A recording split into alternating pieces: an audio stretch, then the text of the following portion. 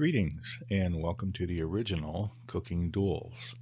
So the main focus of this channel, Cooking Duels, will be cooking competitions of a sort between a guy and a girl, and they will often be, or usually be, from different countries and typically from different continents and often from different sides of the globe, like 12 time zones away.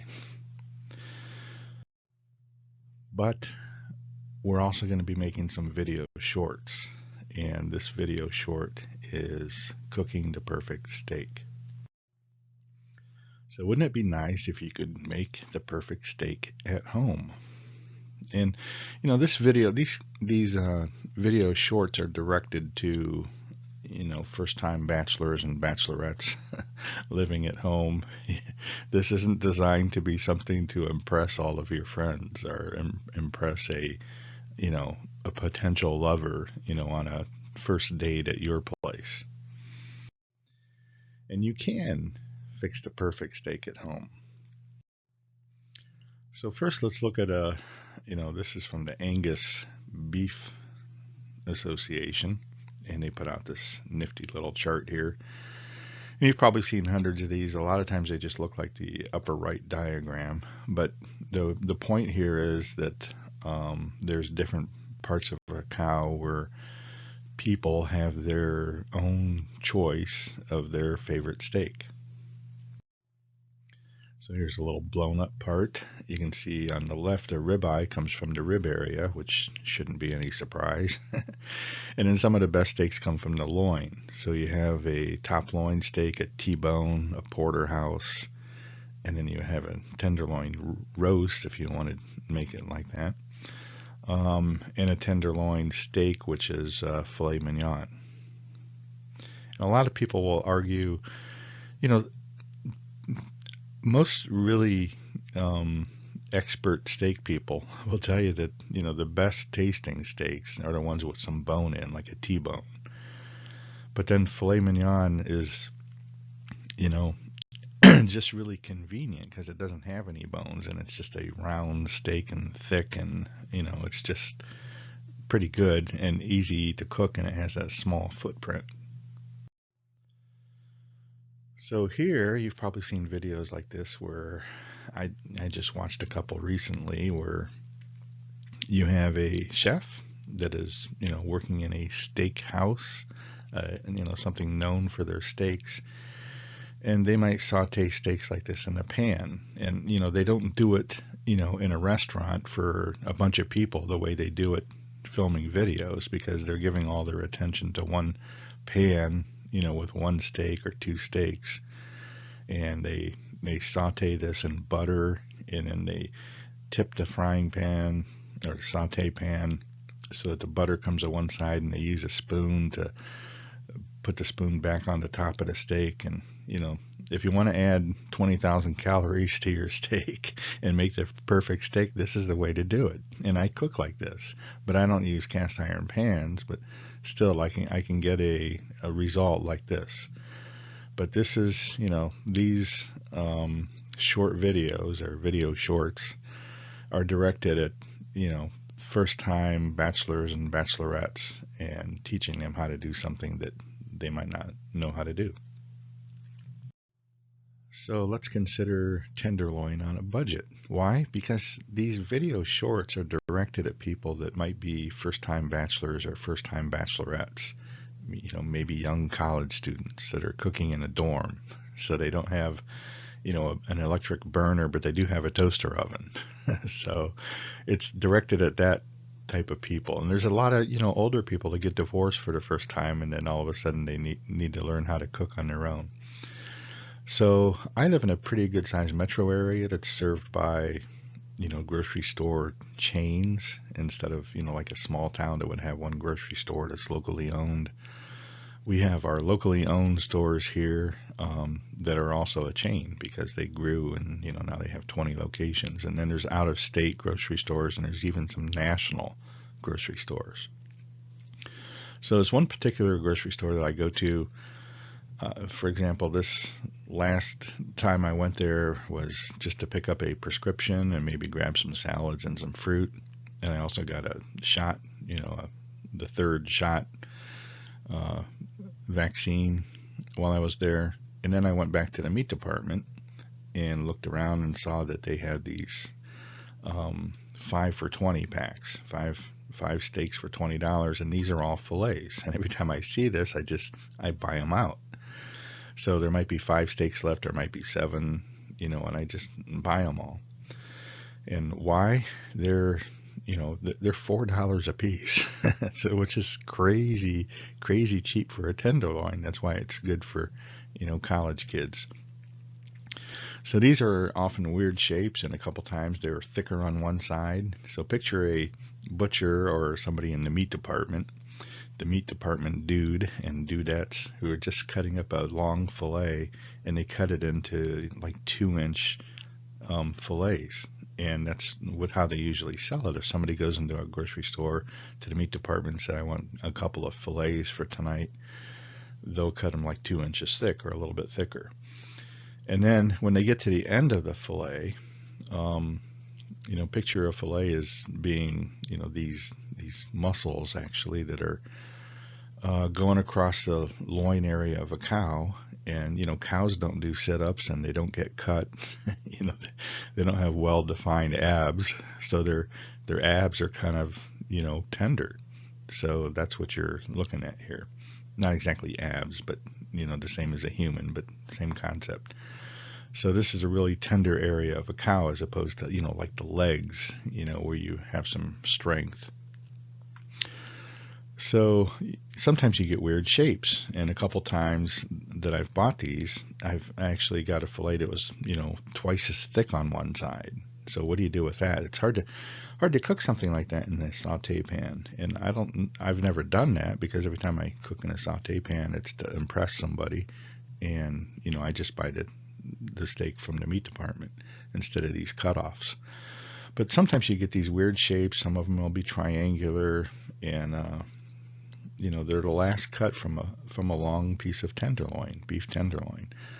But they are, over a half a pound usually to almost a full pound, and they cost $4 a piece. So that's crazy cheap. It's perfect for college students. I mean, you don't want to eat steaks every day because if you did, you'd be dead in a week. But when you do eat them, this is a budget way to do it. So I usually buy them out. If they have 5 steaks there, then I buy all 5. If they have 7, I buy all 7. So let's consider a strange cut. Now this is a triangular piece, but not only is it triangular, I didn't get a real good picture to explain this because at the time I was taking pictures, I was just explaining how I cook in a toaster oven. But this steak here was really thick on one edge, the top edge in the picture here, and then thinner, only about like 1.25 inches, maybe 2 inches in the back or over 2 inches, and then like 1.25 inches in the front side. So it's perfect for cooking in a toaster oven. So the first thing I do when I'm cooking in a toaster oven, since I don't like to do dishes and there's no reason to use a pan that came with the toaster oven, you can line the pan with foil if you want, but a lot of times when you peel off the foil, you still need to clean the pan. So what I do is just take a piece of foil and curl it up on the sides, pinch the corners so it can hold juice like blood. And then I take another piece and crumple it up, and I crumple it in big crumples.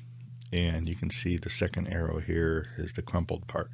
So what that does is it lifts the steak up out of the blood. So when you get the top perfectly seared and a little bit blackened on the edges and just perfect looking, when you flip it upside down in a saute pan, you have heat everywhere on the bottom, so that's what cooks the steak. But in a toaster oven, the heat is from above, and the bottom, the first, before you turn it the first time, the bottom is going to be bloody. So this crumpled up foil here is my, makeshift broiler pan, and it lifts the steak up. So when you flip it around, your perfectly seared first side that you broiled is going to stay perfect. And also, if you have a issue like this where the one edge of the steak is almost twice as thick as the other side, which you wouldn't find, when a butcher or a guy in a meat department is cutting up your steaks. This would only be for these cutoffs. And in this case, when you have one thick side, you can actually move your little makeshift saute pan with the steak in it. You can move it back and forth and center the heat. So here on the left, I have the first position where I centered the really thick part right underneath the heating element. And then after that, got to be nice and seared and, toasted basically on one edge. Then I moved it to the middle. And then then you start actually cooking the entire steak. If you left it in the first position all the time, maybe the thin side wouldn't get very well done. But I just want to point out here that, once you master a toaster oven, and, if you're a college kid, like I said, you don't have burners in your dorm rooms. You're not allowed to have them. So this is, a good thing. Using a toaster oven. Everybody has a toaster oven and a microwave. Those are the two tools that are essential for getting through college. So it's just really nice once you've mastered this, and it's nice from the beginning if you just, think about it. You can move the steak back and forth to get various parts of the top of the steak before you flip it over.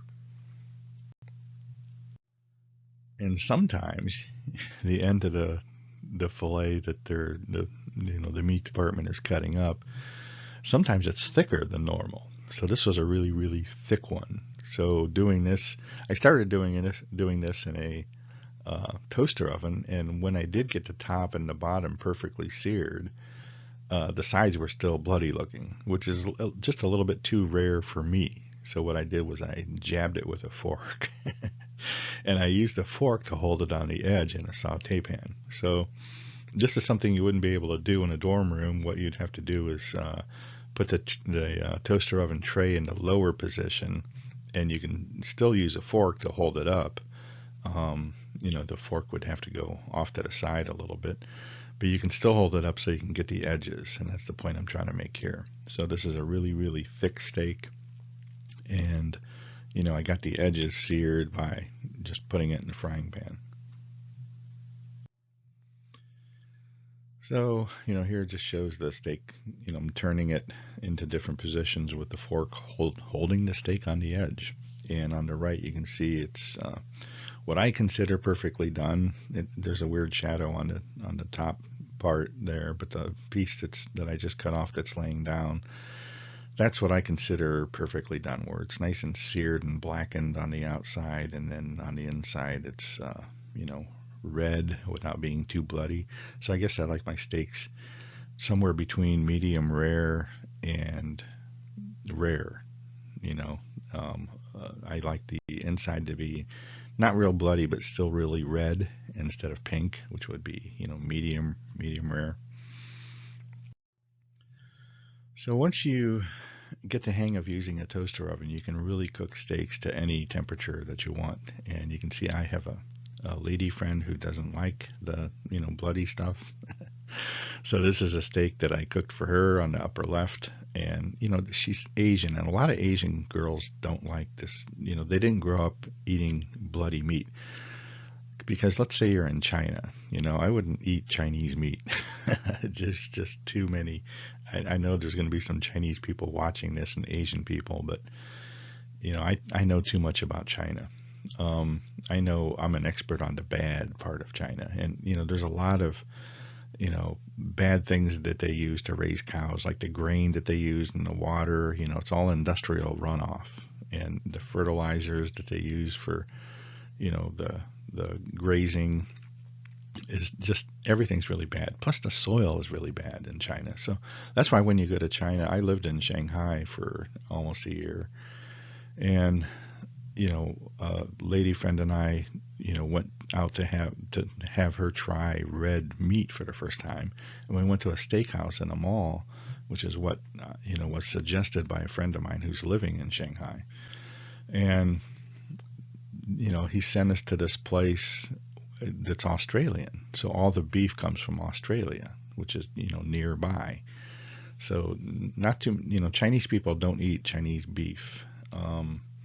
but they still eat Chinese chicken and Chinese fish. I call Chinese fish, fish shape toxins because that's what they are.